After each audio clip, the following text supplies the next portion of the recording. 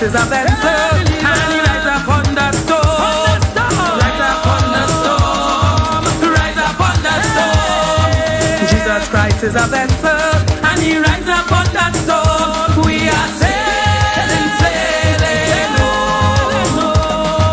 Sailing, sailing, sailing home.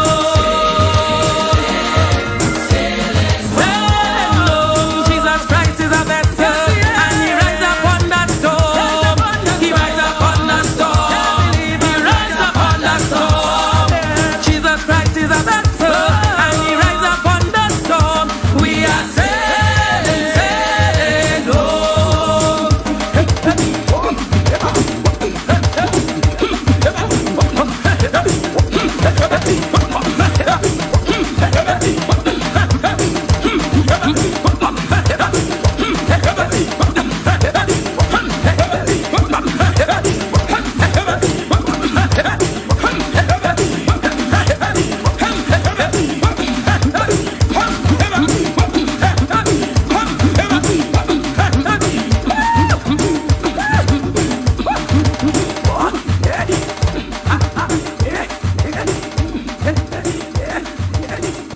I'm on my way, safe and sanctified.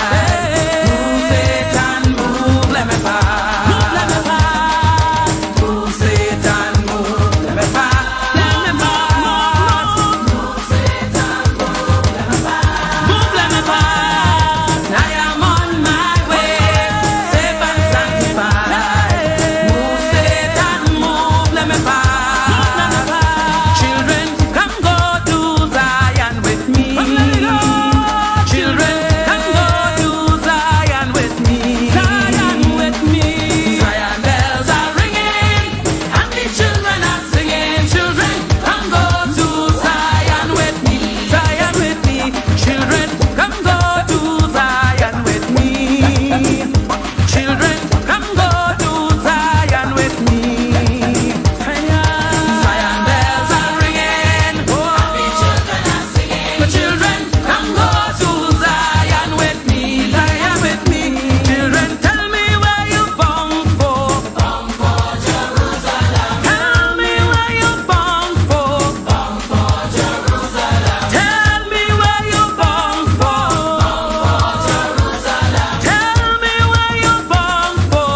Born for Jerusalem. Tell me where you born for. Born for Jerusalem. Tell me where you born for. Born for Jerusalem. Last call, all aboard. Last call, all aboard. Last call, all aboard. Praise your anchor, sail on. Sail on to glory land. Praise your anchor, sail on. Sail on to glory land. Last call, all aboard. All aboard. Yes, indeed. A pleasant good night to all and sundry. Yes, it is the Sunday night edition of the Corridor Transformation. Your host, Lennox Smith. Welcome in advance, of course, East, West, North, Central in Trinidad, our friends in Tobago, and wherever you are streaming on the World Wide Web. A pleasant good day to you. This is, once again, the Corridor Transformation. And of course, I want to express my deepest appreciation, thanks, and gratitude for the numerous calls this morning on the Corridor Transformation. Yes, every Sunday we have a Corridor Transformation on 104.7. Unfortunately, because of the what I consider to be lack of technological focus, let me put it that way, we are unable, of course, so far, to bring it effectively on the live itself, that is on our Facebook page, so that you will be able to, of course, benefit from it. Those of you who, of course, who may not be able to pick up 104.7. So fundamentally, it may be for a local audience, unless, of course, on your smartphone you can pick up 104.7. But we are working on it, and as I said, in addition to that, as I've always said, that the longest journey begins with a single step.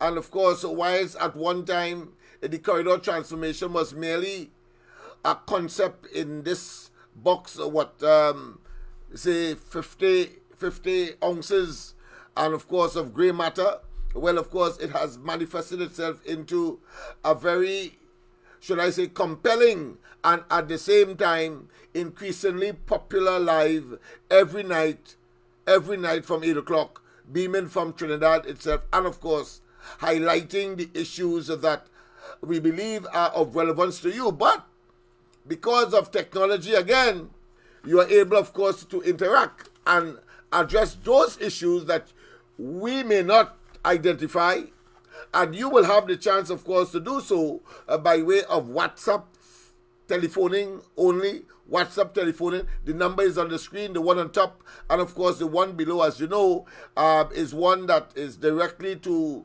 our, what I consider to be, events and liaison officer. I'm talking about, of course, Anne-Marie, with respect, of course, to the number of projects that we are doing, back to school, barbecue, etc. But of course, most important for us right now, because time is drawing closer, providing those kids that we have identified, and the numbers are still coming in. So we have a very elastic, should I say, number of persons, so we cannot pinpoint, but we are hoping, of course, this time around to see if we can assist about 150 to 200 persons across, of course, the east-west corridor in particular, but focusing, of course, in places like Laventille, Beetham, East Port of Spain, as well as Sealots. Of course, some may say, well, what the hell are you doing that for, Smith? These people will never, of course, act in their best interest and denounce and reject the PNM.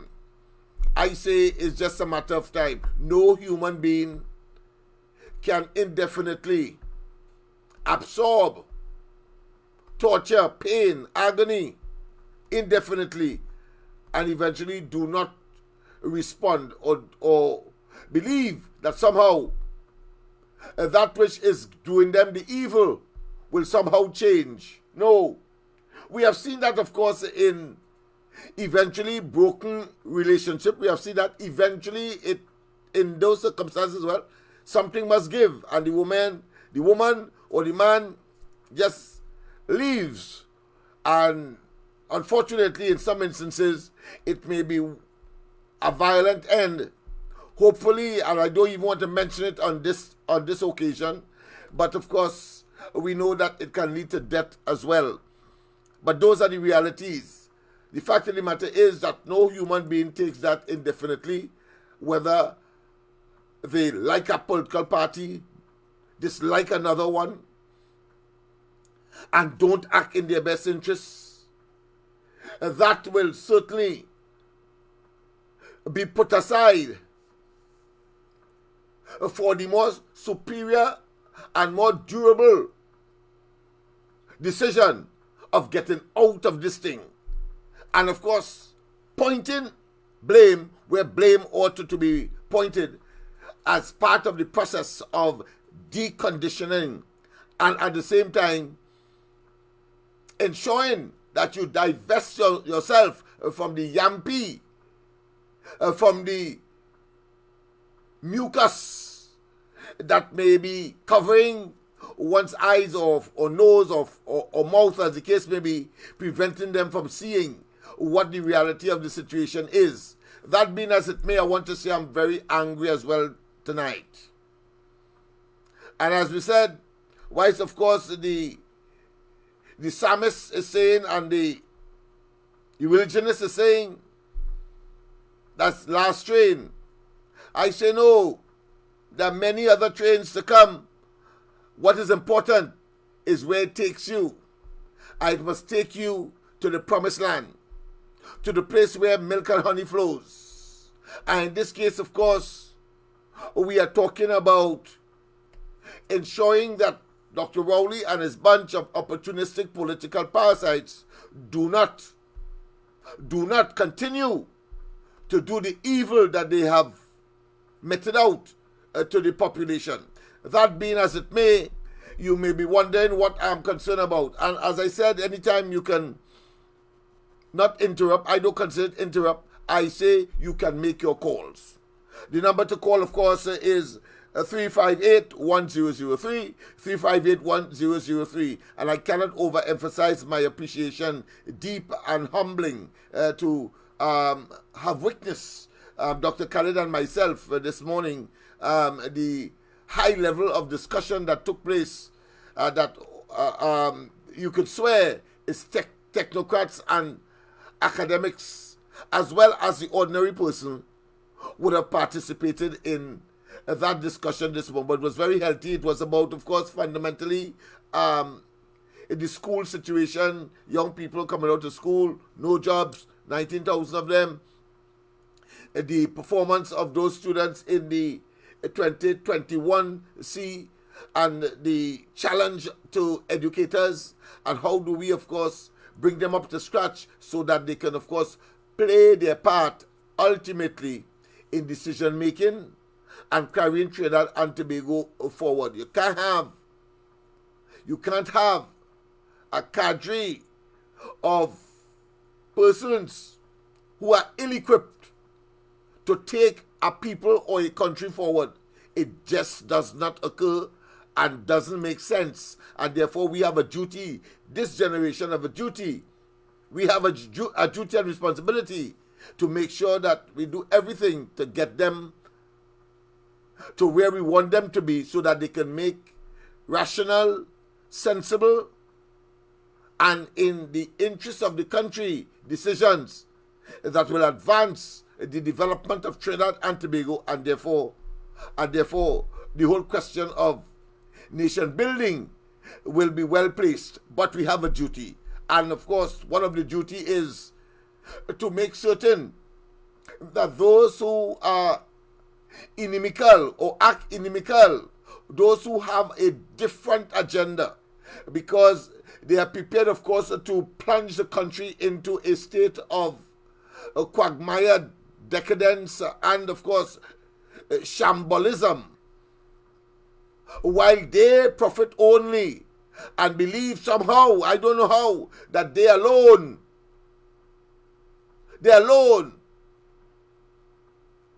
are the human beings that comprise or consist or make up Trinidad and Tobago. I just don't understand that logic, but it exists and we have to deal with it. What we have to do is to make them realize it's not them alone, and that the resources of the country is for everybody. And of course, one will get according to his calling and according to his contribution, but all must get, and therefore we must have mechanisms, as we have through the Ministry of Social Development and other programs, to, of course, level the playing field and to get others up to scratch who may have fallen through the cracks, so to speak, because they probably, for one reason or another, could not have made use of the opportunities that would have been open to all of us, inclusive of education, sports, and other facilities that the government, doesn't matter who, whatever government it is, was supposed to provide, because to whom much is given, much is expected. They are being paid by us. Bottom line, they are being paid by us. Don't ever for 1 minute believe that somehow they are superior to you. No. They were given the opportunity because they presented themselves. You didn't present yourself. If you wanted to be in government, if you wanted, of course, to influence government and the distribution of the resources, you would have been where I am. And if I didn't want to, I would have been where you are. But because I've taken up the responsibility, and because all cannot, a few must do that and represent the rest. Let's go to the lines. Welcome. Pleasant good night. Hey, Lennox, pleasant good night to you, Lennox, and everybody on the line. Yes. Lennox, remember the last time when I talked to you, I said, oh, they gave Point Fortin Hospital a visit? Yes. Oh, they really gave this hospital a visit. All right. The other day, my pastor, the church where I go to now, the pastor's son come and get his foot break now, playing football. Yes. When he went in the hospital, because for the last time I checked, Point Forte got a brand new hospital 2 years ago. Yeah. He gone in the hospital there, and he's the second person I hear that happened to, there are no pastor Paris, so that they send them sando. So they make a break and a break foot, they send in a sando. Wow. Wow. You believe that? They don't even have an eye clinic. They don't even have an eye clinic in the hospital. Because of you, I'm believing it. Because it's you saying it, I'm believing it. But I mean, nobody in thinking, having regard to all of the fanfare and the opening and the rededication of the hospital after, of course, the mellowing down of COVID, and no Pastor Paris to say no. That's supposed to be wow. These people chat. Right? PNM on the last, the people could say what they want. PNM on the last. You see all this injustice going on in the country, PNM on the last. And I hope everything has been done and this government will be stamped, sealed in the history books that the PNM should never resurrect again in this life and in the afterlife. Yeah, boy. This PNM government. Now on the last, you could say what they want. Yeah. All the people who want to defend evil. I know this hard part about Lennox. It are people who I know that's go to church like myself telling me, Rowley, because Kamala is a Hindu, they say Kamala, they can't support Kamala because she don't serve the God that they are serving. I had to ask them, I said, well, what God Rowley serving? Obviously, that's the obvious What question. God Rowley serving? Very good, yeah. By this PNM is not excuse to do wrong.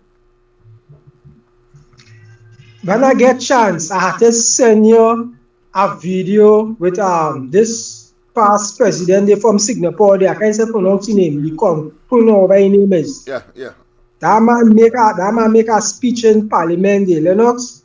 I go get it and I will tell you exactly where to listen because I think it's about an hour and something long. Okay. But I will send you a message telling you exactly where to listen to it. Okay.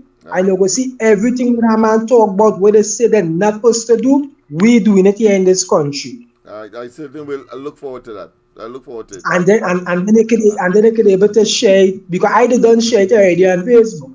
Okay. But I want to get you so you go able to interpret it a little more for the wider population to hear. But I certainly will. I tell people the kind of technology that we have now, we can't be going anywhere we going. We're not living in the 70s again, we're not living in the 60s. Exactly, my friend. Exactly. The world moving 100 times faster now.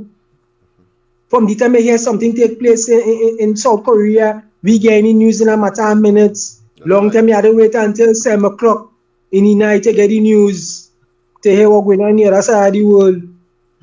And these people in me and Trinidad and Tobago who say they're so intelligent and they're intelligent, they can't see that. Look at the next thing again in the hospital again, Lennox, in point.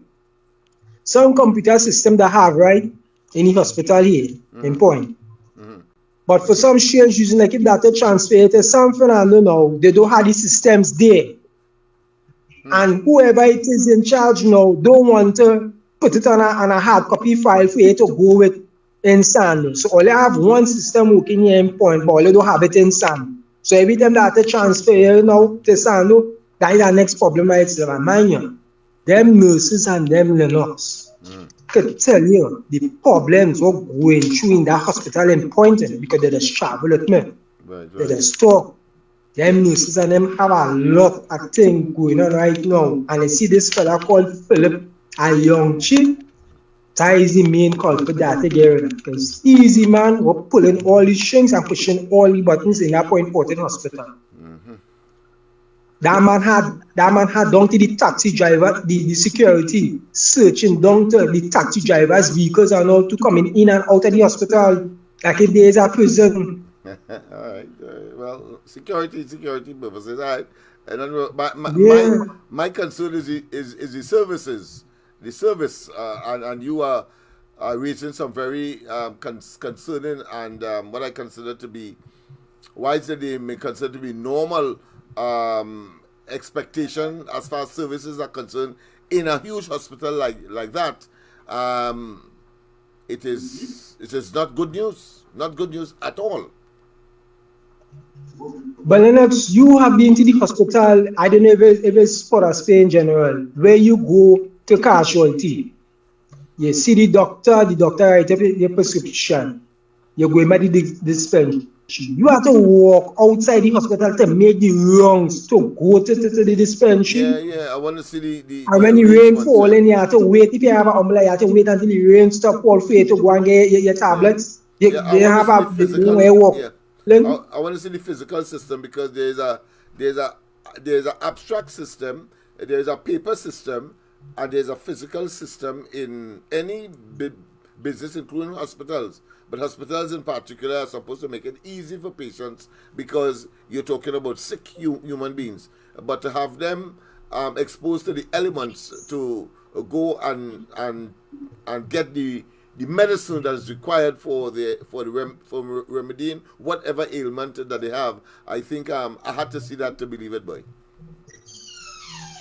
And you see the elderly people, is them I just feel it for the most enough, because you see the walk alone. Some of them are not vehicles, some of them are not taxi come and drop them by the main entrance, and the security just asks them, well, which where you come to do? And they say they come to emergency and casualty. They tell them now they're on the wrong side, I don't go wrong on the back gate side. And mind you, when you're driving through the main entrance, it had these signs telling you where you could go to casualty on the compound itself, you know.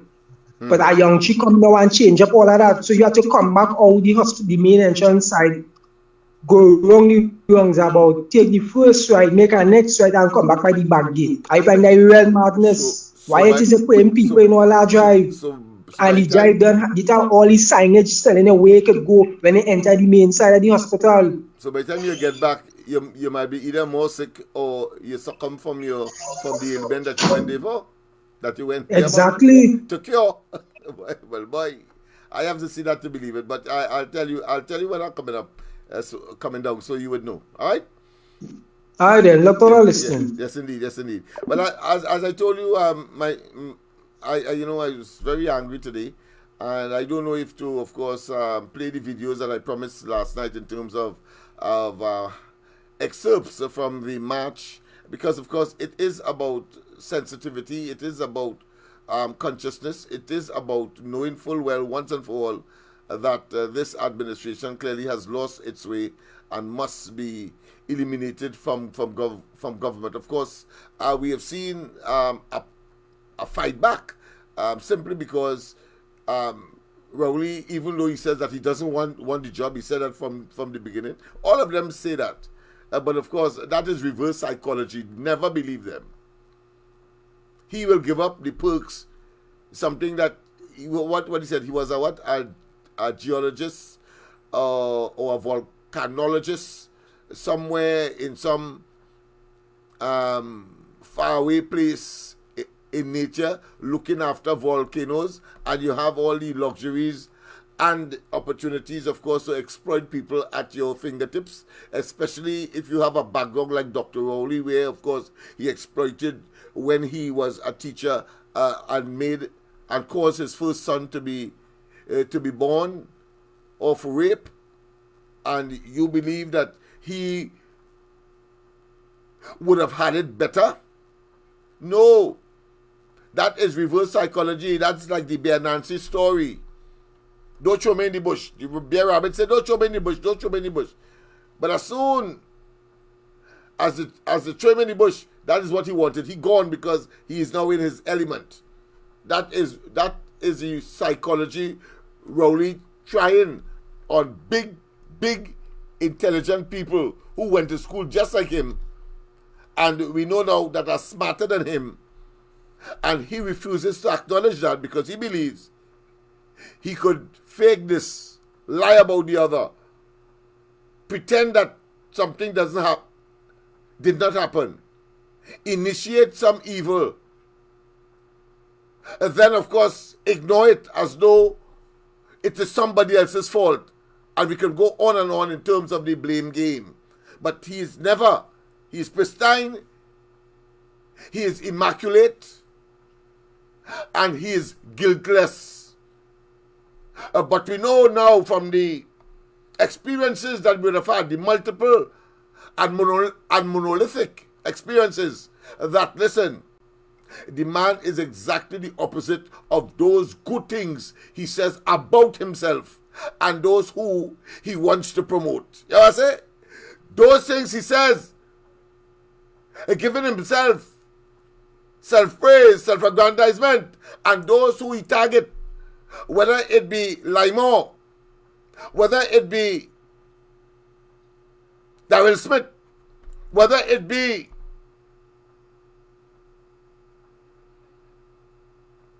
Robinson Regis, whether it be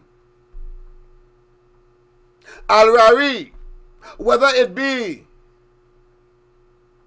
Fitzgerald Hines, whether it be Stuart Young, whether it be Malcolm Jones, whether it be A.V. Gillen, his friend who owns that particular entity, whether it be those who he interacts with and would appoint, whether in Paria, whether in the oil holding company or the energy holding company of Trinidad and Tobago. I'm talking about Michael Conmen, his personal lawyer, or whether it be the Speaker of the House husband, who of course is head of Paria, and we can go on and on. He will defend to the hilt the wrongdoing that those persons, but most despicably, horrendously, will make phantasmagorical mental concoctions about people who he believes threatens or inevitably will get the job of government in this country. So he will talk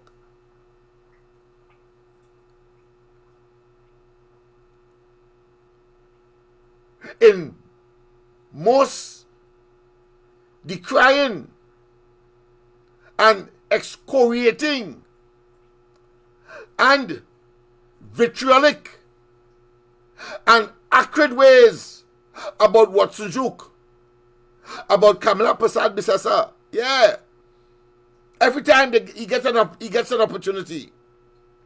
About Roger and them now. Wasn't talking that before. When he had them and manipulated them, now they get smart and they get bright. He find the too bright, so he asks her now, why do all you? Imagine he asking what he did to the trade union. As the leaders called for him to get the hell out. He's asking that.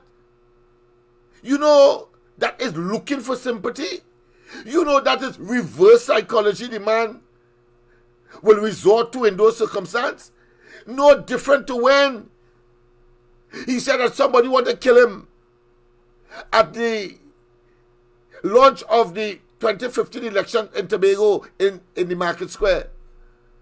In addition to generating the talk, the rumor that people in the party saying that he too black to be a prime minister in the PNM. You imagine that? And looking for sympathy for that? And still play that card over and over and over, like a stick record or like a recurring decimal, so that people are so conscious. So he has made them to know his pattern of behavior that nobody takes him on seriously. And he believes that he can contribute that. The banana, the monkey is another example, and that could consider to be pretty recent. Same approach. Don't be surprised if he has exaggerated the whole question of he catching COVID. Because he looking for sympathy, because remember, the first thing comes out of the Prime Minister's office, he thanks everybody for their prayers. Yeah. When you take the time off to say, I thank everybody for prayers and so on, knowing what he has done to the people in terms of evil, in terms of closing down the mainstay of the economy, just because he and close persons would have been at least had questions to answer about the fake oil. He closed it down.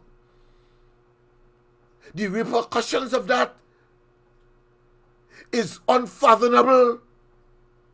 We cannot begin to comprehend or contemplate the elasticity of the negativity that single act has caused, and is causing to Trinidad and Tobago up to today.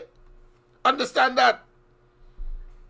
And he believes he can go and sleep in a place that we gave him accommodation as well as a salary to take care of our business, and he makes our business his business, not in the context that we expect, but for selfish self-aggrandizement and promotion of an elitist class in the society, whether you call them a 1% or you call them an oligarch. Whether you call them a 1% or an oligarch, that is what he has done over the last 7 years. And since we know who he is, and refuses, of course, to relent or in any way show the moral and ethical and righteousness that is required to do the right thing, and say, listen, I have failed multiple times. Everything I said that I will do, while of course in the nascent stage, in the embryonic stage, in the beginning stage, in the alpha stage, nice flowery language. Sandals will bring 500 million a year to the coffers. Petrochin is draining the treasury, losing $7 on a barrel, and we have to import 100,000 barrels. He said, well, 120, so he exaggerated it. But when we checked, it was 100,000. But let's give him that. Only to make an argument that it is not viable, as if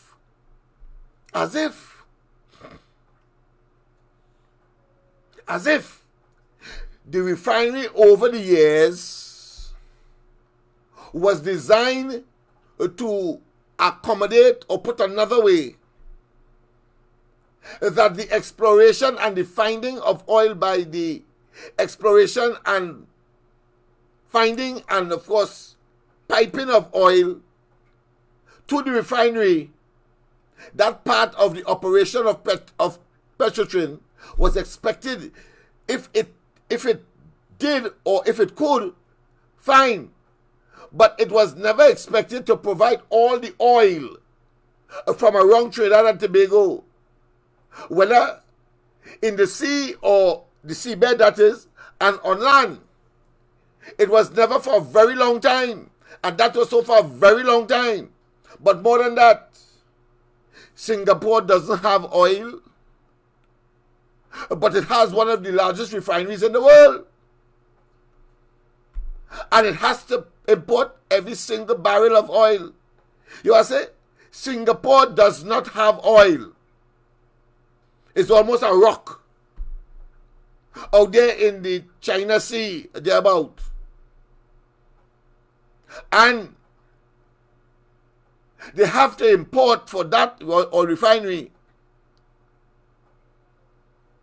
all the oil. But just in case you are in doubt as to how disastrous and how self-serving and how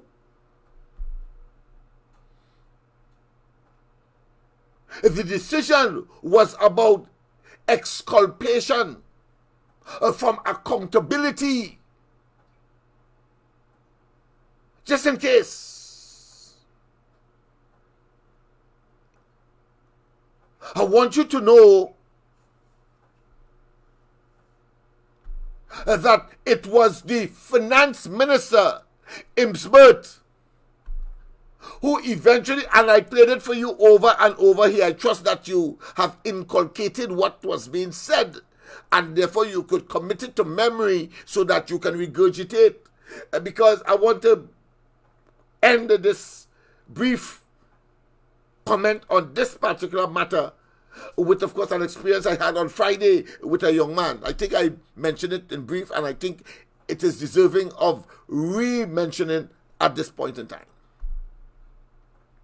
But it was Imbert who ended up saying that in spite of the importation of 100,000 barrels of oil for the oil refinery that Rowley said was running and putting a drain on the treasury of Trinidad and Tobago and our foreign reserves and etc., etc., all the negatives, it was Imbert who said, when making the pitch now for selling or determining to sell a oil refinery that they say is not profitable. So he had to twist his tongue now, but I believe in divine intervention. So the Lord made him twist his tongue, and then he says, when the oil refinery was operating, and largely because we have a monopoly through CARICOM arrangement that has been in place for a long time, we were the ones who were the only provider and, of course, exploiter of oil and gas. The CARICOM arrangement, obviously, from a brotherly perspective, from a filial perspective, we have a built-in monopoly to provide our neighbors, Grenada, St. Vincent, Dominica, etc., with energy products coming out of the oil refining process. And the Minister of Finance, Imsbert, he then said that at the end of it all, in spite of all of the import and cost, the oil refinery was a net earner of foreign exchange. What does that mean? The oil refinery was a net earner of foreign exchange. What does that mean? That may be an enigmatic term or a puzzling term or a term that flies over people's head. No, it simply means that after all expenditure, including the oil refinery was still putting money in the coffers of Trinidad and Tobago. You know what I'm saying? It was Imbert who said that in spite of the hundreds of barrels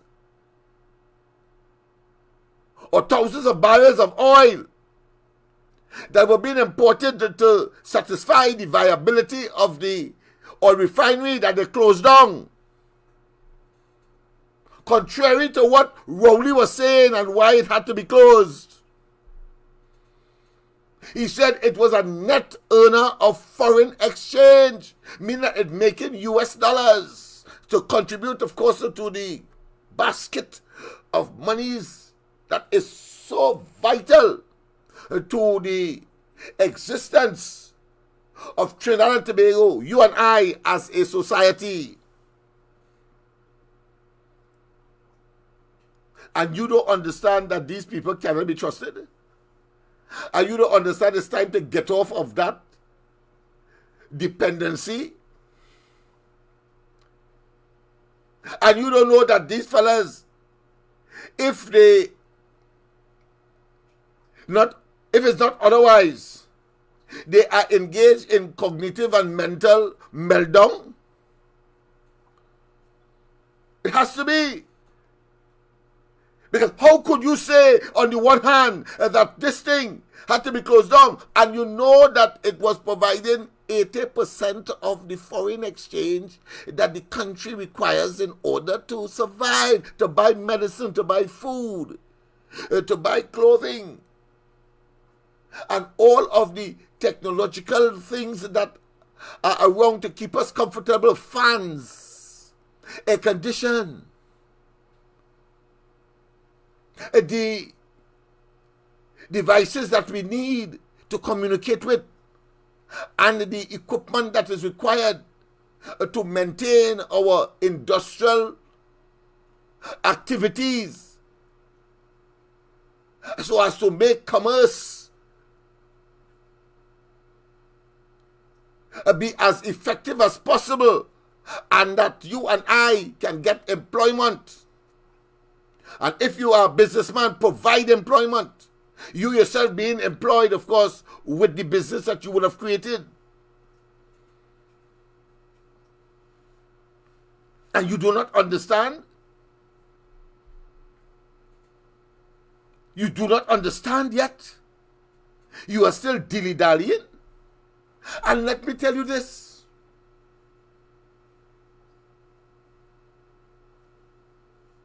It was Dr. Rowley who was castigating and was most upset when Kamala Prasad Bissessa, between 2015 and 2010 and 2015, settled negotiations that she inherited from the Manning and Rowley administration era before 2010.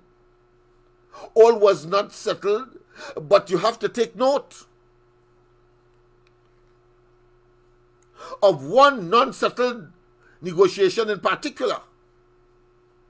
So you see, we have to speak the truth, cost it what it may. It was the OWTU that refused the 14% under the same Roger, under Kamala Prasad Bissessa, because, and we have to, of course, ask why they don't want us or want you to remember that, but it has to be now. I am fully in support of Roger and the other members of the trade union movement making the move that they are making now, because it's better late than never. But this could have been started at least 6 months ago. At least 6 months ago to a year. That could have been started if they were conscientious and wanted, of course, to be on the right side of history because of the marauding, ruthless, wicked, self-serving, avarice, and downright tomfoolery to get their way, including, of course, the destruction and the union busting of his own trade union, OWTU, once very powerful and respected. But no. So, between 2010 and 2015, the offer of 14% was there. And you will recall when Rowley got into office, he was hopping mad. He's saying that UNC mad. They settled all them negotiations as if it was a bad thing. Imagine the people and them negotiate for their money. The government of the day knew that they had to give them the money. He, Rowley, is so obnoxious and so evil, was condemning Kamala Prasad Bissessa for settling those agreements. So what do you think will happen, or what they prefer to do in this time when they now have to settle at least two unsettled period of 3 years each? So a 6-year span we're talking about. What do you think? He is going to connive? He is going to dilly-dally? He is going to bring specious arguments, meaning that sound good but waste of time, like he has started already when he said, and probably he vexed, he's annoyed. I had to say so having regard to the initial statement that he would have made on the situation in Russia, between Russia and the Ukraine. He was annoyed because inside of all of that, people were being made and told, made to believe and told, now listen, there is no real benefits to be derived. Why is telling us that he's going to further reduce subsidies? But don't focus your mind on that. That small money that we're going to get there. So at least, at minimum, he recognizes that the country knows that that means increased money. Why? Because in the past, when there were oil booms, the country benefited. He is saying that an oil boom is coming, don't look for anything. Why? Because the level of mismanagement, that's the only conclusion one can draw. The level of mismanagement and the amount of money that they are owing, he prefers, of course, to take that windfall and pay maybe VAT, pay the business people and so on. Pay the contractors that they would have hired, including, of course, those who the cabinet itself recused itself, how much time? 265 times. That is the evil we have. Nothing for those workers who labored over the years, working on a fixed salary. And when inflation hits you, meaning that you buy a pack of curry, or a pack of coffee, or a pack of cocoa, or a condensed milk yesterday, and when you go back today, it's probably $1 or $2 more. That's what we're talking about. And you have a fixed salary. That is why the ILO, the International Labour Organization, endorsed, of course, and it is an international convention where, of course, the people must now adjust themselves, because this is not about growthless or poverty-stricken economic advancement. No. The world recognizes that no country could advance without its workers. And it must be people-centered. Rowley is telling us that Kamala, when she provided milk grant, when she assisted those cerebral palsy people, when at Christmas time she takes off VAT of basic commodities, when she would have spread the cheer and joy of Christmas by donning, of course, Santa apparel and all over the country. He is saying that is a populist agenda. You know what I say? He is saying that is a populist agenda. In other words, somebody looking to play that they are loving to us, and you mustn't take on that. So a person, no, I mean, if it wasn't so serious, you had to laugh. Rowley is telling us that a person who, in the position that he now has, taking off VAT off of basic items, assisting with milk grant and so on, contributing and develop, of course, a children's life fund, establish live sports, generated an increase in pension not once, certainly twice, increased minimum wage not once, certainly at minimum twice.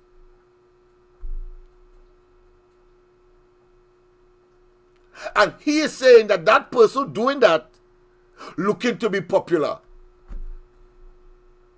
Looking to be popular. So what is the alternative? What is the opposite of good? Yes, you know, it's bad. So he believes that to be a prime minister, you have to initiate bad things. Because on the other hand, he finds that being a populist prime minister is despicable, and you must be adamant, and you must be rambunctious, and you must be ugly, and you must be nefarious, and you must be wicked, and you must be despicable. A pleasant good night. Welcome to the corridor. Good night, Lennox. Good night to you and to everybody out there on the chat and all those who are locked on. Lennox, at least Mrs. Basad's sister was dressed up in a Santa hat, roaming the country, sharing goodies to the people, making their lives happy. Yes. But the Grinch took away everything from them. The Grinch took away everything from us. The Grinch only seen about his friends, his family, and his financiers. Nothing in this country are for the people, the taxpayers. And Kid Rowley has no shame. By the way, where is he? For a man who is very vociferous. He's very quiet now. Yes. Like somebody hit him with a special branch or something. Or you gonna do some what? A pip, you call it? A pip, yeah, pip. I wonder if he needs some ashes. The crematorium have plenty. Yes, indeed. Maybe to clean that pip. Maybe it's a disgrace, Lennox. Yeah. It's a disgrace. Where is this man? Not saying a word. We have nothing to do with your personal business. If you know you can handle it, you shouldn't do what it is you do. That's right. And all the PNM sycophants and them who defended Rowley's nasty action, they are just like him. They are just like him. Birds of a feather flock together. That's right. Yeah. Because we know, Lennox, we knew that when Anita Gums went to do an interview with him, right? You as opposition leader came out bareback to interview the girl. What kind of respect is that? And to compound it further, Mrs. Rowley wasn't even in the house. Yeah. Where was she? Where was she? Somebody need to tell us. Maybe the same place as Rowley. But Rowley feel that he can do what he want, but for how long he want.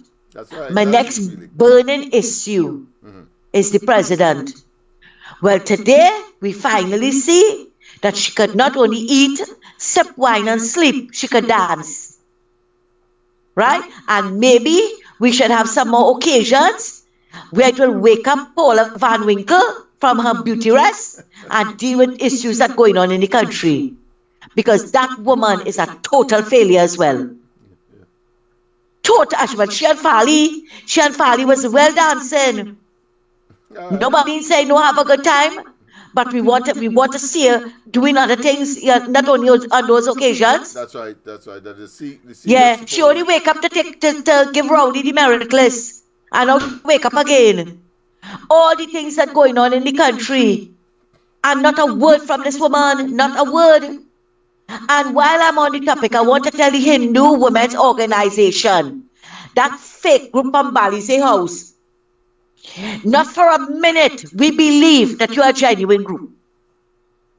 You came out attacking Anil about what it is he said, but you see they are so dishonest. Anil never once attacked Mrs. Rowley, never once. The only time he called her name was when he congratulated her for stepping out. Where is the passion in that? Where is the passion? But they are just like the Fat Ass Brigade. They only come out, they couldn't come out and defend Rowley, so they had to come under the guise of Hindu women. Well, the real Hindu women organization came out for them. The real Hindu women organization. Well done. So let them continue doing what it is they're doing, and let's see how far they will get. Thanks a lot, Lennox, and have a good night. Yes, indeed. Well, I like the term that she used, Miss Van Winkle, because with Van Winkle, the story would go is a American story. Just for those of you who may not be aware, I can't remember the author of the book, but of course, but just around the War of Independence in the United States, instead of going to war and so on, he fell asleep in a meadow, and of course, by the time he wake back up, because you remember they were fighting against, of course, the crown, the colonial masters, the British in particular, and the Americans ended up winning the war, and they created their own president and so on. But after that period, he got up now, according to the story, and he was asking for the king and the queen and so on and so on. And they asked him, well, where were you? Well, of course, we know that he was sleeping. So I suppose that she has taken that particular book and the story therein contained and applied, of course, to the president here. And we will see that, of course, if she has waken up at all, because waking up in the context of Trinidad and Tobago, I cannot see being visibly dancing or engaging in that kind of frolic is appropriate. Statements coming out from the office of the president is more appropriate as far as I am concerned, particularly on matters that Dr. Rowley himself most despicably and not uncharacteristic of him, but uncharacteristic of a prime minister. Two difference. A prime minister will not act, in other words, like him and intervene in a legal process for which I am certain that an investigation must be launched and will be launched as soon as he gets out of office. There are multiple investigations. We are going to look at that in due course of the investigations that any new government, and one expects, of course, based on its ascendancy and its acceptability, that it will be, of course, the UNC and Kamala Persad-Bissessar once again, of course, leading the charge, having regard to the history and the fact that Dr. Rowley and they have perpetrated, should I consider it to be irreversible, dishonest, and criminal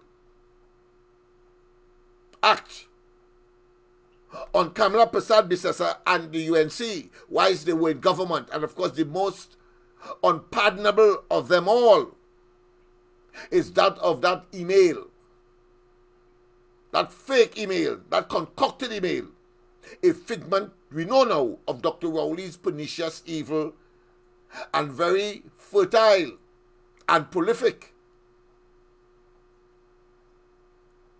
toxic imagination.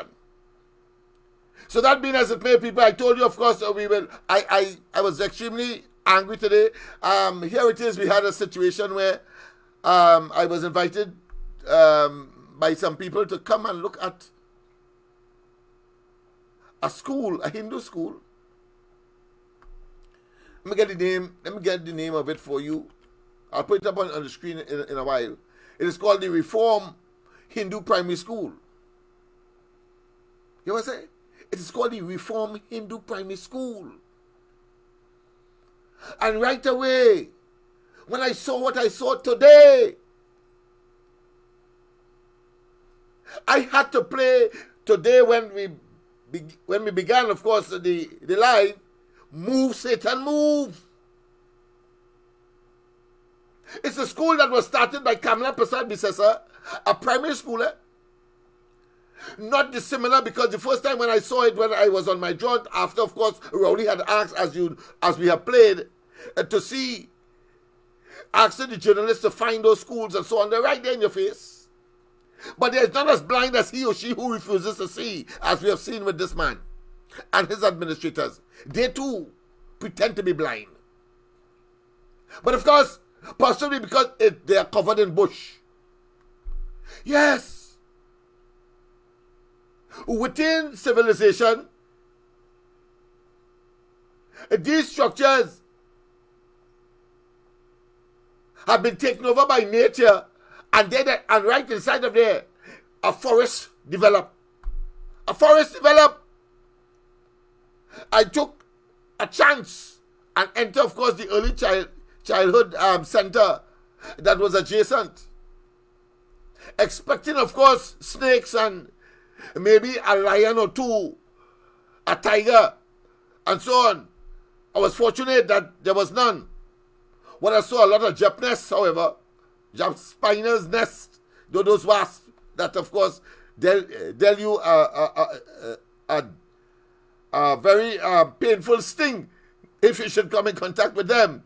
So I had to gingerly enter the premises. And then I stood there outside, of course, in the protection of civilization, having come out of the forest. Beautiful building. Already painted. You're seeing the remnants of lights, security lights around the perimeter of the building. Painting a lovely kind of yellowish, you could determine when you see it. But dark, it's got a close to orange. And then I stood there and I said, but wait now. This one literally was finished. Clearly the early childhood center was finished. The other one clearly was vandalized, so one would have expected, and if I have to put a percentage, I would say it would have been about 80% finished, 20%. Huge building. It's just as what I saw in Deep South when we followed Dr. Rowley down there after, of course, he made the announcement that nobody was to be, or Patrician was not to be closed down, and then he closed it down, and he went, of course, bold-facedly like a typical criminal. You go where angels fear, so to speak, or you go in the lion's den, expecting not to be eaten. But it's just a matter of time for this fella. And a similar facility, and I say, well, look, that was a secondary school. My original impression, last year or early year, late the year before, when I saw it, I said, well, it had to be a secondary school because I didn't look at the sign. A primary school. But all of that dwarfs to what I see as the potential for providing more step-down facilities, because we didn't expect COVID to come. So if you had finished that or utilize it for part and parcel of the response to COVID, maybe we would not have had all those deaths that we now have. There would have been more. Of course, you'd have to find more staff, but then it would have been easy to recruit, I suppose. But you could have deployed the building for that purpose because there's a need for it, and afterwards you sanitize it, of course, in the usual way, and have it ready for what? For school. The original purpose for which it was designed and being constructed. You know, one time I know that Conmen and them have some serious work to do, but we know we have two tasks. And it has to be done simultaneously when Kamala Persad-Bissessar and the UNC comes in the government. And that is, one, keep the PNM out of the business of Trinidad and Tobago. Their hands are dirty, they are nasty, and they are evil, and you hear them trying to resurrect themselves in Tobago. Have a fellow calling for the resignation of the PDP, you know. It's saying that Denzel, he probably missed the chief secretary position, the fellow who was the PNM chief secretary, and of course missed the job, even though he was playing modest and saying, well, you know, I'm not, I am humbled that, of course, the people has chosen me, and it is about service and so on. My foot, and you presided over 60% of the people being bribed by the THA, and now, of course, to disconnect them from the placenta or disconnect the umbilical cord to get them into more productive areas to develop the economy of Tobago, because the work was what is called cynical. Office with work but no, office with pay but no work. Cynical. Office with pay but no work. Yeah. So we have two tasks. Keep them out. And I will, with pleasure, will want to be given that task so to do. And then, of course, we develop Trinidad and Tobago with equal vigor.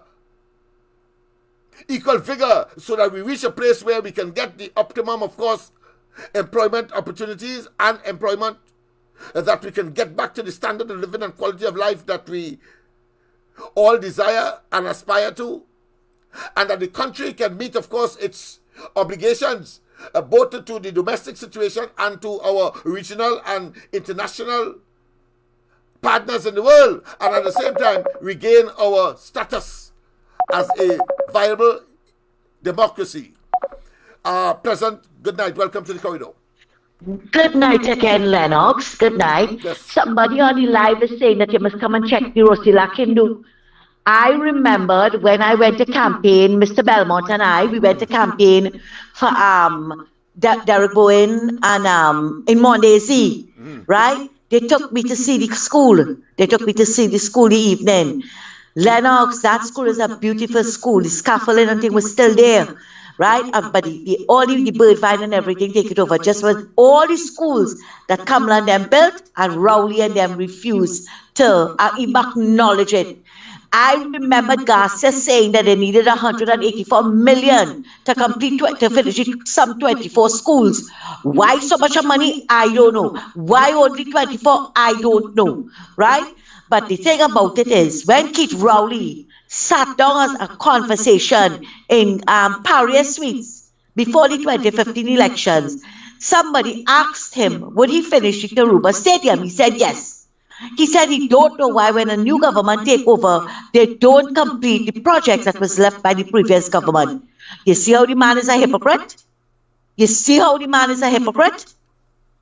All the schools, all the secondary schools, the childhood care centers, everything, that man just leave to go to waste. And as you rightly said, Conmen and them will have to spend a good lot of money to bring back those schools. Everything what they didn't shut down, they neglected. All the NESC centers, the IT. You remember Lennox, they opened IT centers for senior citizens to teach senior citizens to be computer literate.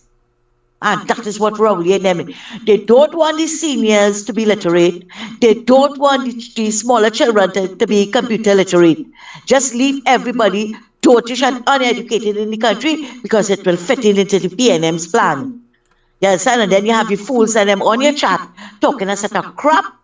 Rowley, you cannot compare Rowley and Kamala. They can say what they want about Kamala. They can say she's a bad prime minister, but I don't think it have anybody worse than Rowley. The most important thing, Kamala put people first in this country. Rowley put his friends, family, and finances first. And as you said again, what she did for the children with cerebral palsy. Look at how long they begged. I don't know if it opened now, because according to the last one, Conmen, that minister, she said something was wrong with the pool, which was a lie, which was a total lie.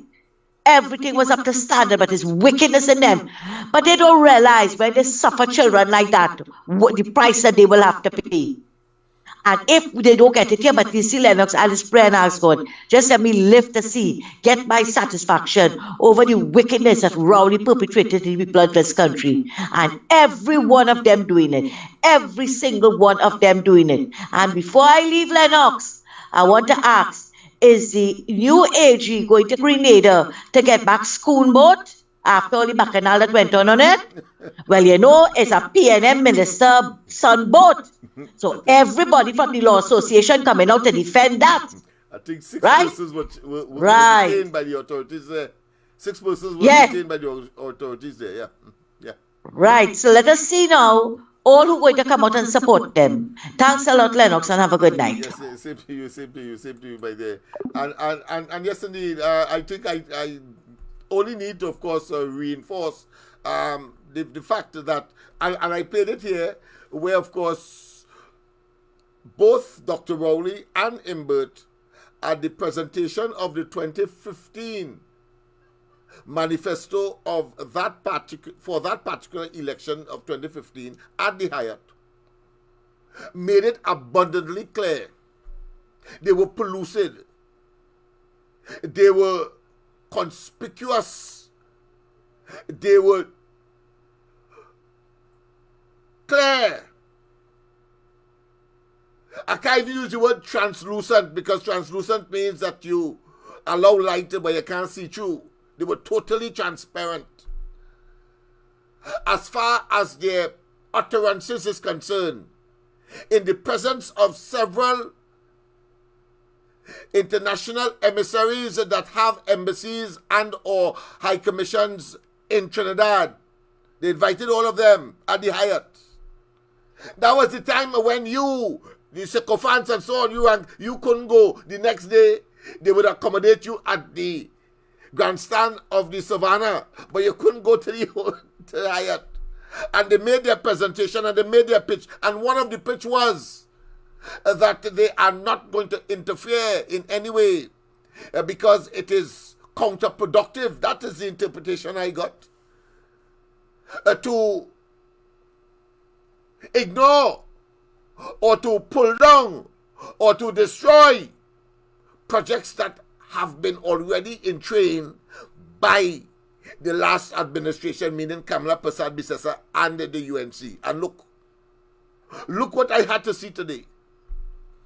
Not that I didn't see it before, but there were certain schools that they selected to continue. San Juan was one of those schools. San Juan, of course, I think is government, yes. So I thought that would have been applicable to almost all the schools, even though there's a Presbyterian school opposite the studios of 104.7 that I have been monitoring as well, and I saw some activities taking place and then it stalled. And then, of course, there's one in Laventille, Mova. It's called Market School. The name stuck to it because it was at one time, that area there was the recipient of the agricultural activities that was taking place on the hillsides and in the valleys all around Mova and Laventille and so on. Yes. And then, of course, they converted it to a school called Market School. But what is significant is because that is a densely populated area. And you just have just across just south of it, the Paradise Heights HGC, with some, of course, 1, 2, 3, 4, about 5 high-rise buildings. So you can imagine how much people inside of there with children that will love to have them go just across the road to go to school. But instead, I don't know if it has been discontinued, but since it was closed for construction, or not renovation, construction, a brand new school by the UNC. But when the PNM came into government, they organized transportation for them to share with, of course, the Sanwa school. Now, I don't have the details, but I certainly, through the Freedom of Information Act, I am going to certainly do so. And as you're talking about freedom of information, only today when I went to the studio, I got back a Freedom of Information response from Unicot. And I want to tell, of course, those people in Carnage, I know that you are locked on and listening. Yes, I did, in fact, do what I said I will do. And that is to say, to communicate with Unicot, to find out what are the circumstances that caused those booths next to the market that Rowley opened after, of course, the original contractors ran away with the money under PNM government. But you know, he constructed because it was a PNM creation. Usually, of course, mired in overruns and all kinds of shenanigans and theft and of course, corruption. Just as how he focused on the Branlara Promenade, the Branlara Stadium, which cost us move from $200 million to $1 billion, and he still go and put, according to him, $90 million. We will check that when he gets out of office. Because I know that it ain't going to be that little bit of money from their perspective, because they always have overruns, and of course they have to have, without fear of contradiction, their kickback mechanism in place. Because on that particular project, Branara, you know it was Imbert's wife who got the contract to power wash it. Now, I am not, as far as her job is concerned, and the quality of the work, I'm not questioning that. But I want to say, however, applying, of course, the standard that Rowley would apply. If Rowley, in opposition, had heard that the Minister of Finance for the UNC, let's say Larry Hawaii, wife got the contract to power wash Branara Stadium, what do you think Rowley would have done? What you think Rowley would have done? Bunch of hypocrites. He has created storm in teacup. Rishmi, section 34, storms in teacup. It generated a tsunami with, of course, his concocted emails. What do you think if Rowley was still opposition leader and Kamala Prasad Bisesa as Prime Minister, and her Minister of Finance gave his wife a contract as that which Imbert's wife got? It doesn't matter whether she is in business or not. It will be good political fodder, and I could imagine the kind of recriminations that would be advanced coming out of this man's mouth. Some nasty these fellas are, and therefore there must be an end to this macabre and evil and self-serving. But let me just read for you. I wouldn't read the entire thing. I had to change my glasses. Let me change my glasses, man. I'll change the glasses, because I have one with a higher lens, so I can see better with this one. Let me read for you quickly before we go, of course, to the excerpts of what happened on Friday with the trade union movement, and of course my experience today that have me extremely irritated, extremely angry. Let us hear quickly. Of course, I was approached by some residents of Carenage in Rowley's constituency, and I thought it was a good opportunity, since it's Rowley's constituency, to be motivated to act expeditiously. So I wrote, of course, to Unicode, because they are the ones that constructed it, but the distribution of it, we understand, was done by the Ministry of Agriculture. So I have sent information for both.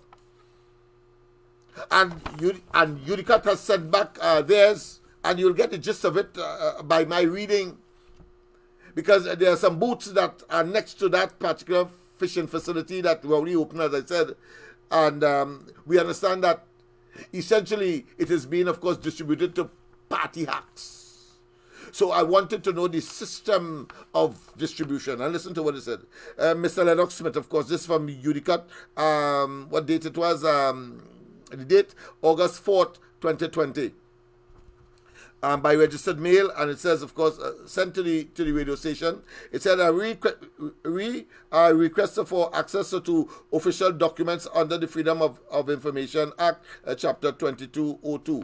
Right, letter from Unicode. Look at the Unicode symbol. Where is it? Here. Unicode symbol here, so you know it's a Unicode. I think. Let me just get a bigger view of myself. So here is it. You see the Unicode symbol here, so you know it's a Unicode. I'll put it up, but just want to read quickly. Requested for access to official documents under the Freedom of Information Act. Reference is made to the matter at caption. The Urban Development Corporation of Trinidad and Tobago, the acronym for which, of course, is Unicode.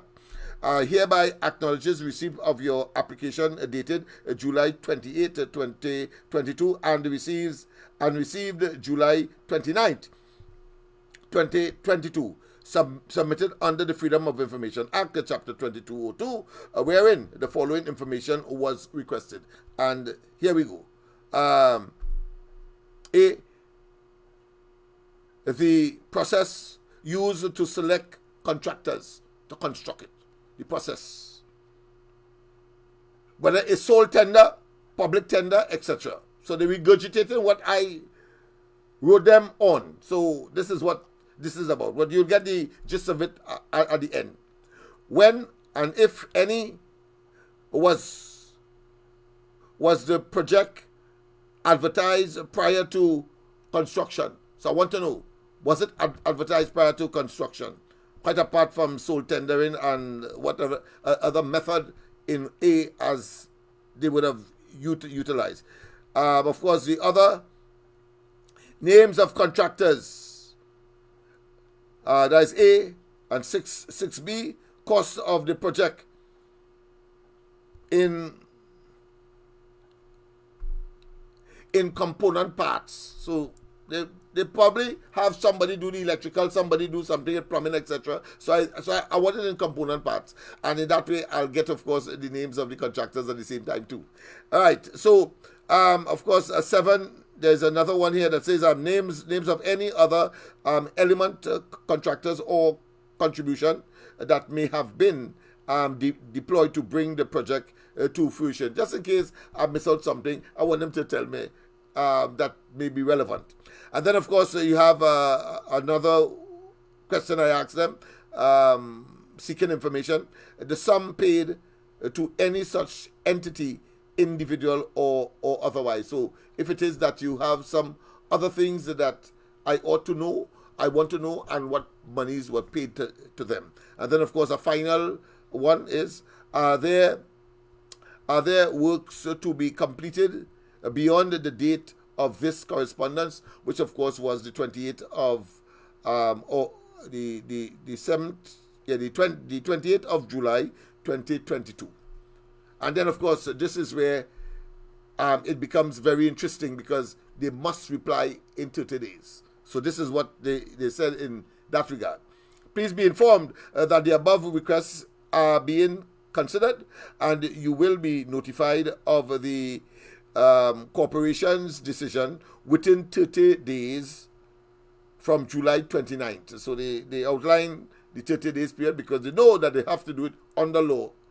And of course, that being the date the requests were received by the corporation. Yours respectfully, Urban Development Corporation of Trinidad and Tobago, Kimberly Carr Hamilton, Corporate Secretary, and it was copied, of course, to Miss Tamika Charles Phillip, Chief Executive Officer of UDICOT.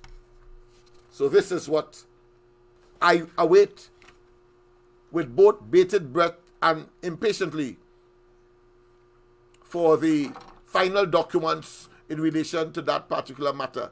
And I was elated because directly in Rowley constituency, and if it is that turned out to be another, what I consider to be PNM party hacks initiative by way of proof,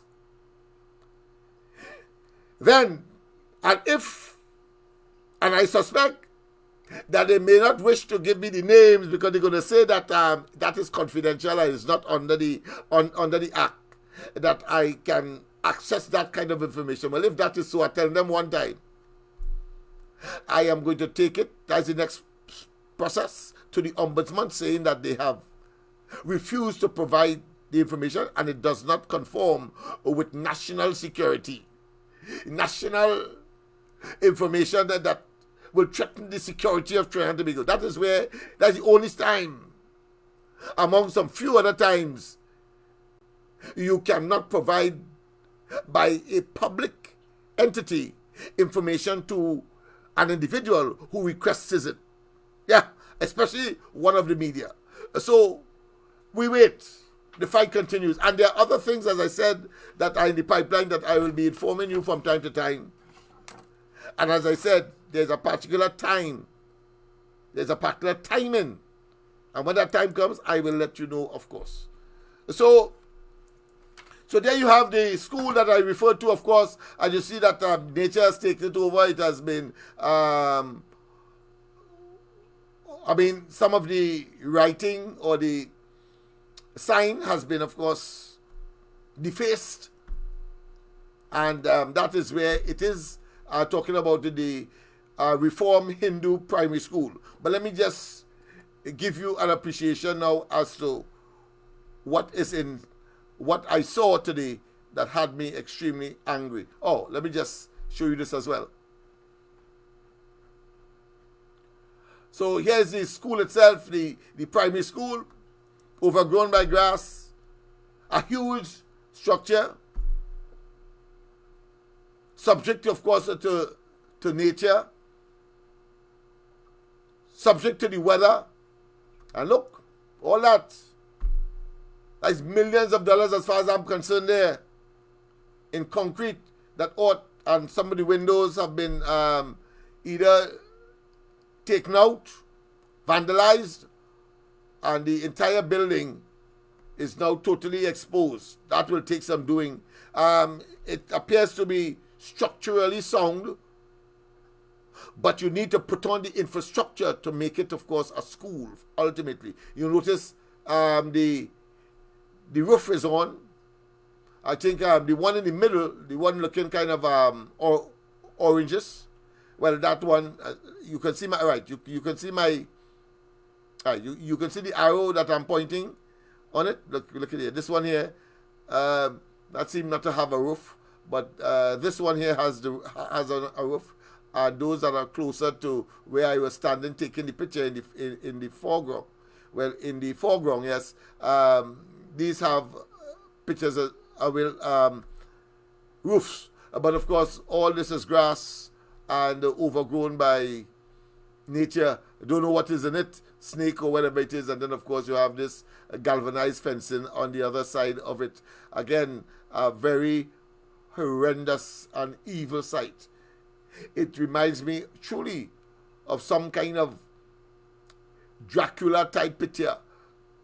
You could make a film of evil inside of there. You could make a, yeah, you could conduct some kind of dramatic episode dealing with evil inside of there. You know, the impression we get in our mind. Look at it. All drudgery and decrepit. Look at it. Rowley will have a special, all have a special place in hell to go, you know. Look at that building. Why would you do that, Rowley? Not even a security guard to guard the facility or to maintain, if you had any intention of working or applying or restarting. It's clear you had none. That's why it is like that. And of course, you cannot avoid the bigotry aspect of the argument. Is it because it is for a Hindu school? Why? Well, Dr. Rowley, eat your heart out. Whether you like it or not, the reality is, and you could, of course, hide by not promoting those who have demonstrated excellence in the primary school into secondary school exam, the C exam. You could try to hide it how much you want.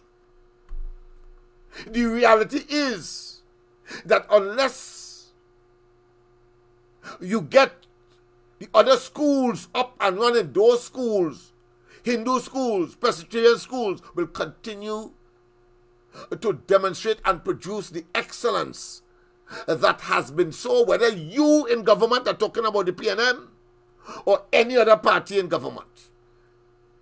The reality is that you don't want the Africans to see that, because your narrative is that these people steal, they cheat, to get where they are when you know it's a blatant lie. So now that you know that they know that it is a lie and you have deceived them, you're now trying to cover up your tracks in order to stay where you are. And as I made the example yesterday, you give a man your house to watch and to take care of. You come back and meet no roof, no windows, no doors, all the furniture gone, and he still wants to stay as the watchman in your place. And when you ask him what is the answer or how does he want to remedy it, he said, listen, it's easy. That's what Rowley and them just tell you. It's easy. It's easy. I'm going to get a tarpaulin and put it over the house, and then you could walk in with your furniture. That's the level of dunderheadedness that we have parading as ministers and prime minister. And it's about time we understand what we are dealing with in this country.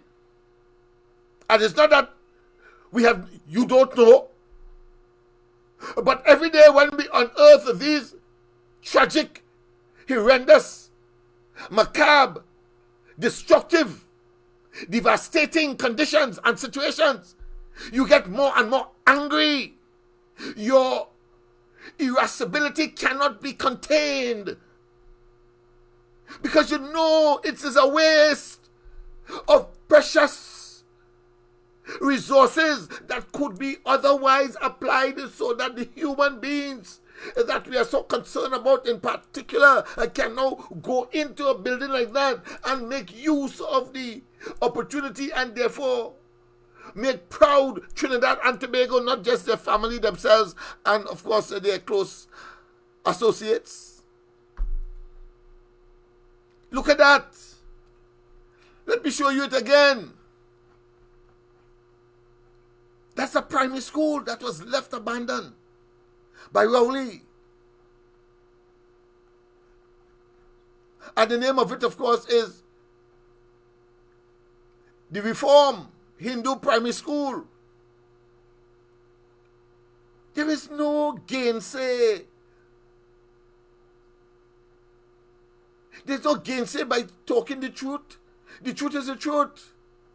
And you sycophants, I say you are a comic relief. I really do business. So talking about Wally and not talking about Wally is the same as far as I'm concerned. What is important is that this kind of tragedy, this kind of travesty must be done away with. And Rowley and them, and they are squarely responsible for that disaster that we see there. I have no doubt in my mind. But let us go for me to demonstrate what I saw in video.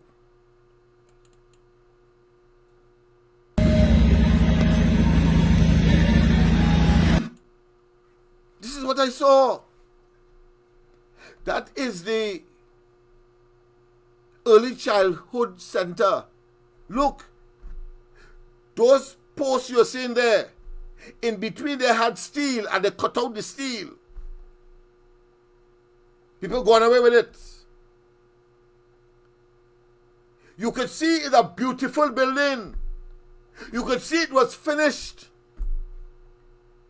You will see these security lights around the perimeters. And Rowley and them leave that so why? Look at the kind of money that is sitting there, being overgrown by nature. Just have a look, people. What more convincing do you need? Because I am certain no government by. In fact, I want to put it another way. Every government would have been glad to get that kind of ready done. Not much to be done again. It's just to get his teachers, etc., and put in there and put that building to use. We'll let them leave it so. Look at it. Already concreted, asphalted. All the fittings were there clearly because we are seeing signs of vandalism of the or vandalizing of the fittings, so we know that they were there. Even the toilets. Look at what is happening in Trinidad and Tobago today. A building that could have been used for COVID response. Look, this is the inside of it. And you see the jet nest, we just call it. Yeah, those wasps with powerful sting. I had to move around because I was taking the pictures myself. Look at it, look at the inside. It is a tragedy, people. And you must be vexed. You must be annoyed. Like me. Look at the floor. Look at the floor. Dirty, murky. And you're talking about not a tile floor, you know, a terrazzo floor. So it's good quality stuff we're talking about. All the desks, all the cupboards have been ripped apart. All the windows ripped apart. The only place they didn't get, as you will see in a while, is to the ceiling because it's so high. But the fans are still there. You see, you're getting to it now. Look, the fans are still there. And because of the wind, one of them was spinning. If you're not conscious, you would say, look, it is attached to electricity. But all the electrical fittings have been rooted out, pulled out. Look, fire, alarm, all of that. That is what Trinidad and Tobago has become under Rowley. If there is no other indictment on the part of Rowleys and their evil conduct, is what they have done to our children. And those of you who still have residual interest or sympathy for them, you too must be blamed. You too must be blamed. That is just the early childcare center, you know. That is apart from the building I showed you earlier with the school itself. With the primary school. This is the early childcare center. Look at it. At least that was finished. The other one was unfinished, clearly. Because you still had the sign up. There's no sign in front of there to say, well, it is under construction. It was completely finished. Like the other one I saw with a similar situation in a similar state of affairs. Look at it. I know you are sickened like me.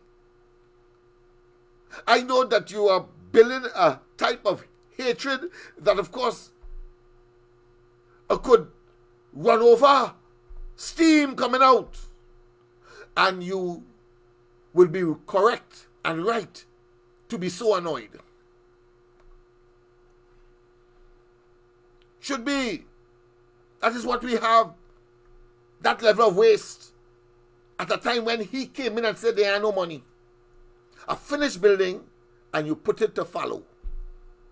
You put it and generate, possibly like how they have created a new vocation. People going all over the country and cutting cable. Well, I'm sure that was another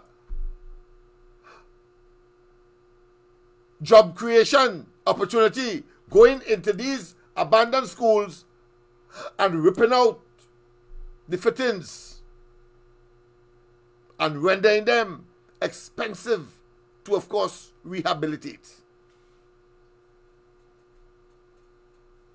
But the Lord is good. The Lord is good. Let's go straight, of course, to some of the highlights that took place on Friday. with the trade union movement. I thought it was important, and let me just finish up that series. Remember, we are in a series, I think we are the 19th series of Dr. Rowley and his lame duck administration, and he himself and the characters that he has put together clearly unfit for government, and that is another demonstration of that reality. That is what was taken only today. At where? At this place. At this place. Reform Hindu Primary School. And this is what I saw when I went to the primary school. Total destruction, like if a tornado passed. Well, we have hurricanes here. I wouldn't say tornado then, but hurricane, if not a tsunami. This is the primary school. Total decadence, or total evil. An evil house Rowley creates. It looking deserted and with all kind of evil spirit lurking there. And then, of course, you go across just next door, and this is what you have. The early childhood center, totally vandalized, destroyed, and taken over by nature. But let's go to Port of Spain now and see what transpired on Friday.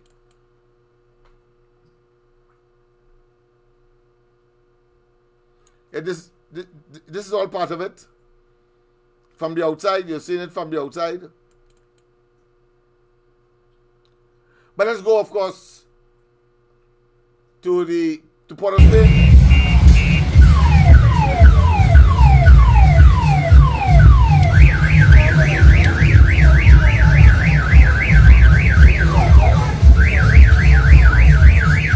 This was transpired in Port of Spain on Friday. Thousands of workers beat the street, up Henry Street, down Frederick Street.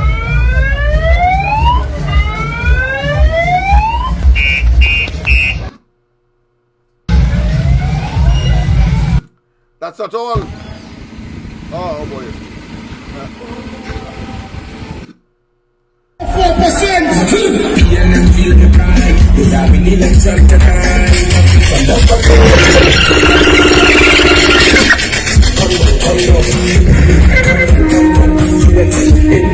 Wave for the flag. Wave your umbrella. Wave your placard. We can't stop. We can't get tired. Yes, indeed. All of that took place on that day. No surrender, no retreat, no surrender. Taking the head table, head of the Oilfield Workers Trade Union Ansel Roger called on workers to acknowledge the nature of the offer being proposed. The government taking a position, announcing it publicly and for the world to hear, and them telling you go and negotiate. But how disrespectful that can be? There's no negotiation. The CPO, if you didn't know, let me tell you this one, you are just a messenger and a mouthpiece for the government. Which messenger? Yes, indeed. All of that took place. The National Trade Union Centre and the Joint Trade Union Movement are not prepared to accept the 2% offer. The unions gathered at Memorial Park to begin their day of marching through the streets of Port of Spain. That was the previous one. 4%. PNM feel the pride. They have an election to time.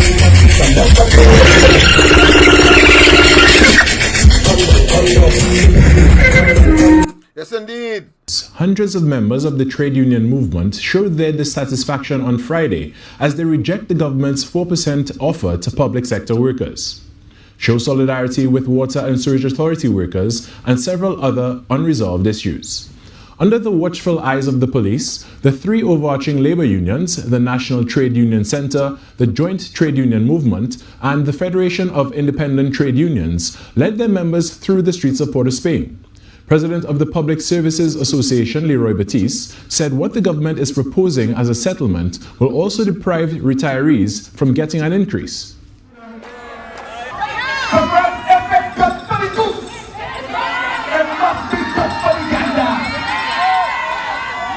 It is wrong.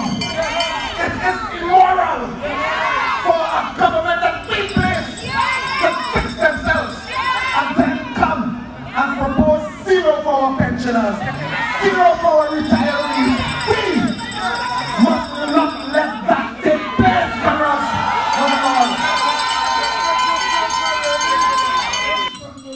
Union Centre, James Lambert, and General Secretary of the Joint Trade Union Movement, Michael Anisette, echoed similar sentiments, calling on members not to get wary.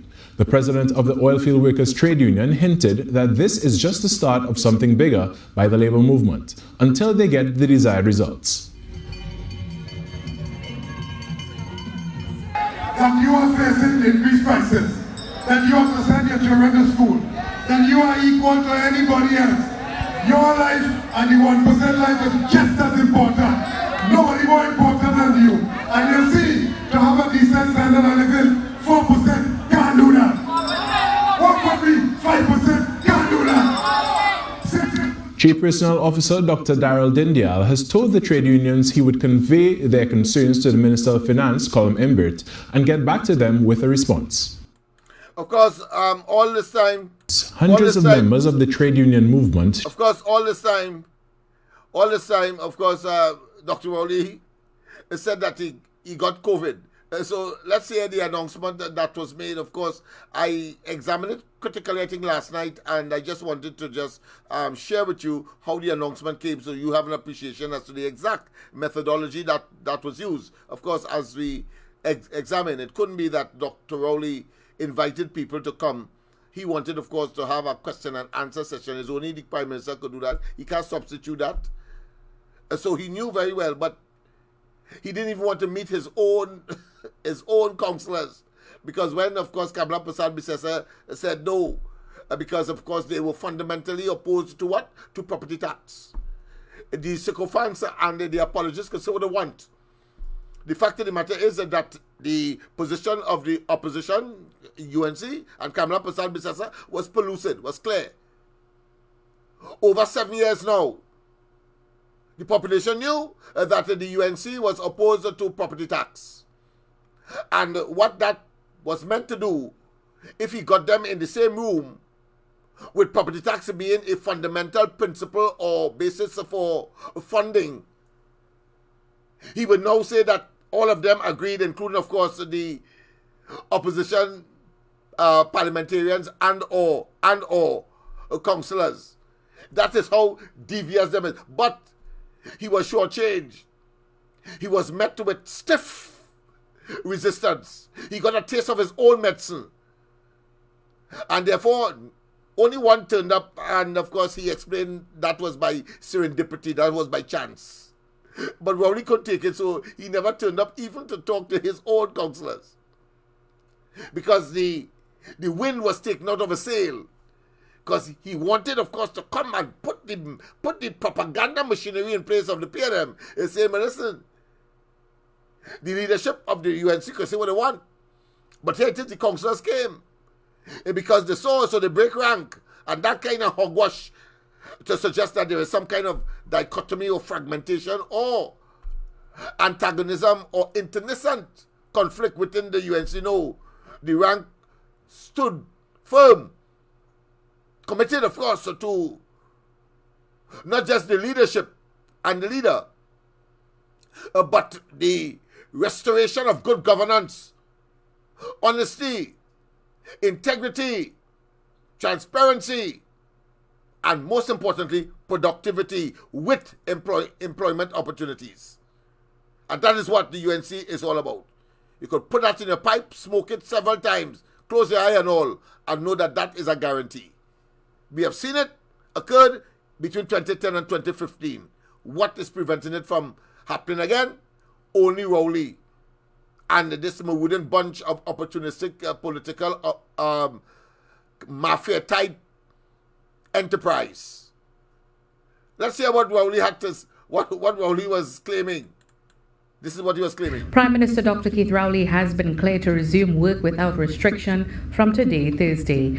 As a result of his period of quarantine, the Prime Minister cancelled all of his engagements, including his attendance at the local government reform on Tuesday and the ceremony. And I want to say that that was a convenient statement because they didn't come. The UNC councillor didn't come. They outwitted him.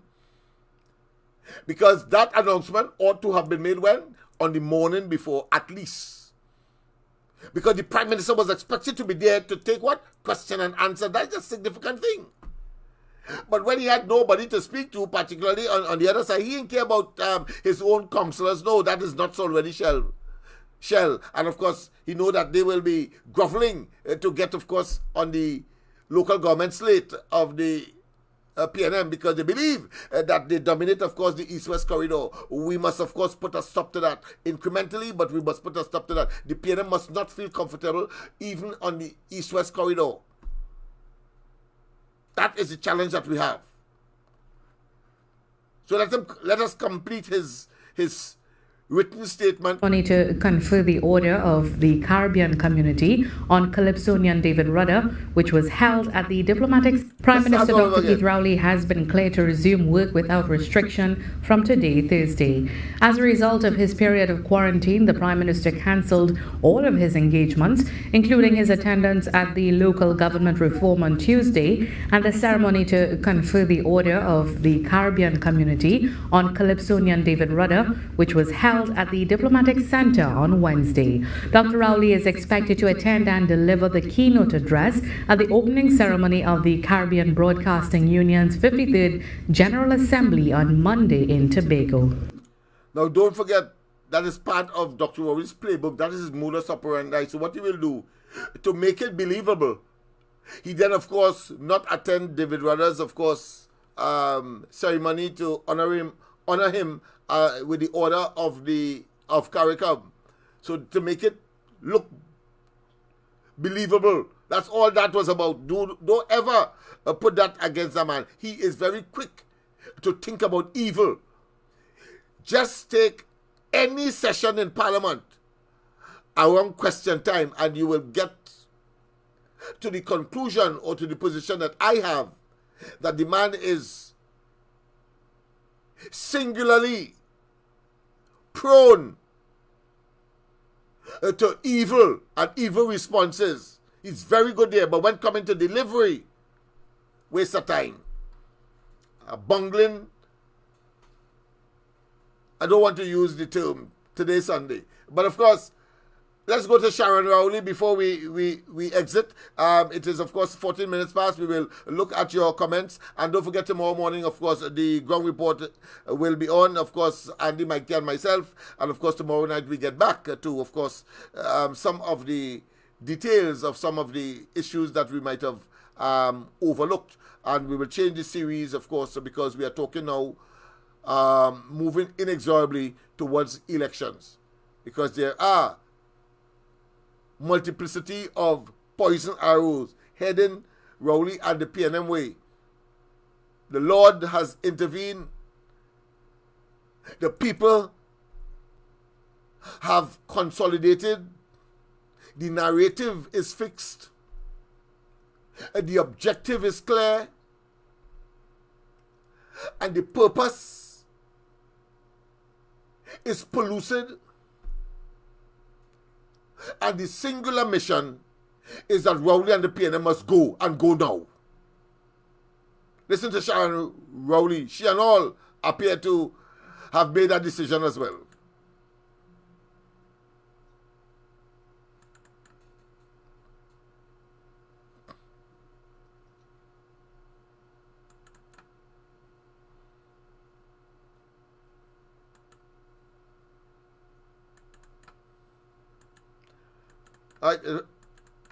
See, I'm getting some problem with that clip, but of course, you know, Dr. Rowley had asked for the 100 schools, but let's hear him with respect to that, and then of course we will look at your comments and we will do our usual closing song. Primary school students. While she opened the St. Peter's RC Primary School in Point Comana, she said her government. Okay, still getting problem with it. Okay. All right, good. Primary school students.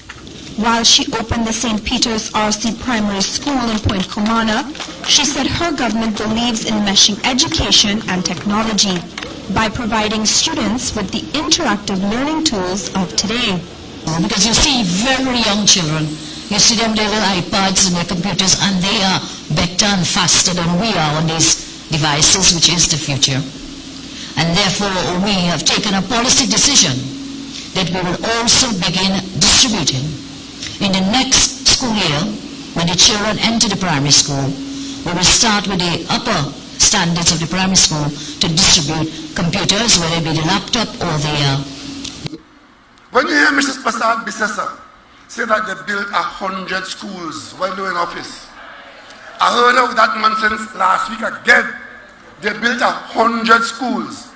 I want to ask the media to ask Mrs. Prasad Bisesa to give you, the media, a list of the 100 schools that they built when they were in government. When you hear Mrs. Prasad Bisesa say that they built 100 schools while they were in office, I heard of that nonsense last week again. They built 100 schools. I want to ask the media to ask Mrs. Prasad Bisesa to give you, the media, a list of the 100 schools that they built when they were in government.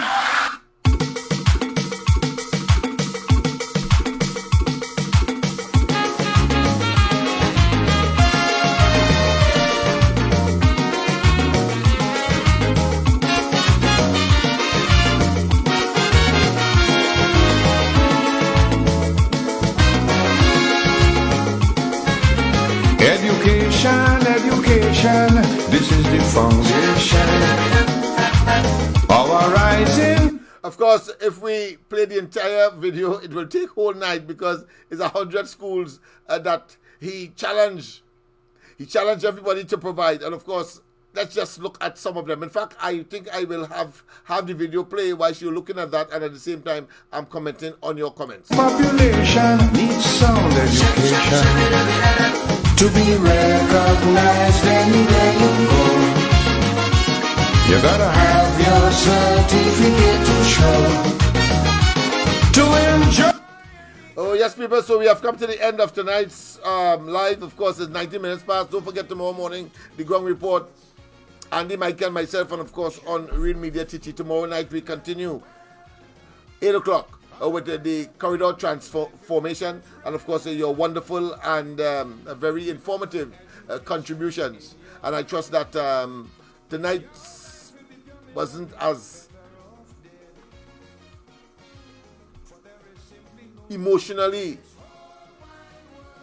absorbing for you as it was for me, because I mean I'm accustomed to that, but what I saw today, it simply could not have I couldn't find words.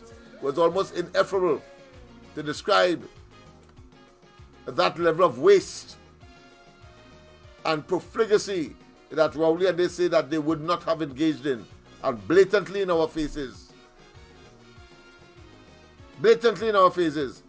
engaged in this nastiness. Yes, this is it here again. Let's take a look at it again. Yeah, for the last time. It's a horror story you're looking at. Oh boy, oh boy, oh boy. What devil has beset Trinidad and Tobago? What have we done to deserve this? But of course, we are going to conquer. And because of the nature and commitment and dedication and mother-like figure of Kamala Prasad Bisesa, and of course the UNC as a government with superior policies, programs and initiatives designed of course to advance Trinidad and Tobago quality of life, standard of living.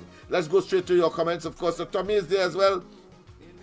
We have of course there's someone that I missed, Akono. Yes, Sunshine is there as well. Of course, we have Primraj, we have Rishi, is it? Yes, Rishi is there. We have, of course, Ali is there. We have Kenny is there. Fufu is there. Who again? Primraj, Rishi, Tommy, Fufu, Sunshine. Yes, indeed. Where is Nazma? Yeah, Nazma, Ali, of course. Good night, everyone. Stay safe. God bless. Thank you very much. I missed your comments last night, Nazma. I know that you're always having some kind of encounter with others on the live in defense of the truth. Not defense of the lie, defense of the truth and the reality that at the end of it all, we will conquer simply because we are the force for good and proper governance in this country.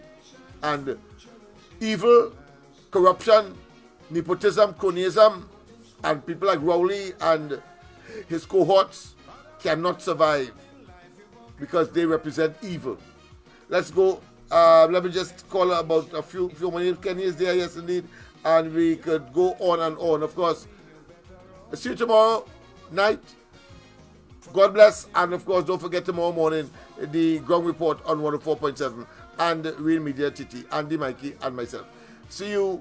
God bless. Bye-bye. Don't allow other companions to lead you astray. To earn tomorrow, you got to learn today.